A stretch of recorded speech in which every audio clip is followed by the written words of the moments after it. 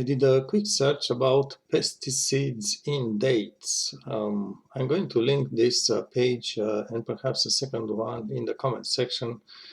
This is just one of the paragraphs, so the page is pretty long. It's difficult to interpret these values, but it says here that almost all the countries, Arab countries if you want, big producers, Tunis, Saudi Arabia and so on, UAE, they do use pesticides, and even a lot of pesticides, and even pesticides which are today, as we speak, forbidden in Europe because they are cancerogenic, whatever the name is. There is this paragraph to show that there is presence of pesticides in dates coming from this country, produced by this country, big producers. So this is just one of the paragraphs. Notice the dates here are recent years. We are in 2025 now, beginning. Maybe just read through it, but all this to say that dates are not really clean. Now, this one talks about types of dates, but I'm going to guess almost all types of dates, at least the ones that are mass-produced, will have pesticides. Pesticides, by the way, they just being spread like for the person, the worker, with canisters like this, portable, but also from the plane, which obviously does reach pretty much everything. This is a French site. I'm going to link you. You can use Google Translate to read it. And this is written by someone from Tunis. Tunisia is French, from Tunis.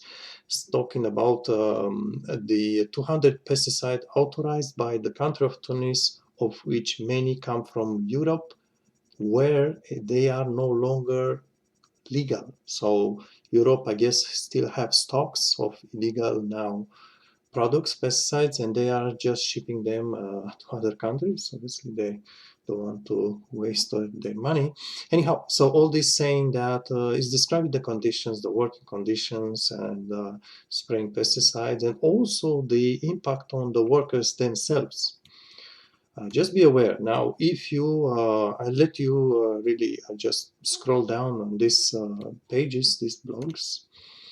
And now, obviously, if you want to just, I'm not saying you are going to die from this, but it's good to know, good to be aware, because dates obviously are just one of the products. If you are eating pineapple, any fruit that comes from intensive cultures, there's always chemicals involved, both on the fruits, and it's not always going to wash off with rain or something like this, because those chemicals do penetrate the fruit itself. They don't stay at the surface of the skin of the fruit. Depends on the fruit.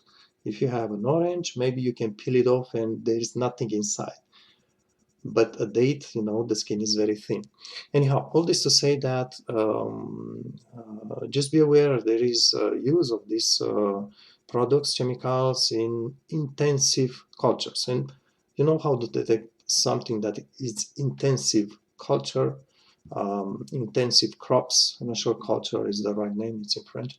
Intensive crops, when something becomes cheap and you have plenty of them in big stores, for example, Walmart and whatnot, that's intensive production.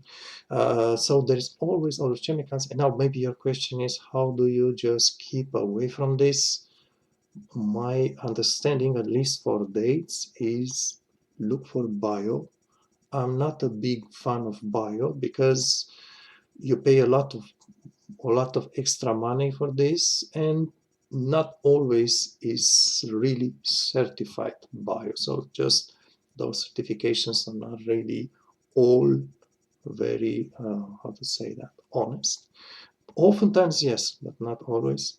So I'm going to guess just try a bio store and hopefully, cross fingers, you may find bio dates that are really bio. That's the whole point here. Otherwise, well, at the same time, dates, they are very sweet, so you are not going to eat a lot of them. But I just want to just share this information, and maybe, who knows, maybe if we know more about this, one day people are going from a developed country, we are going to put more pressure on the companies to reduce the use of pesticides and various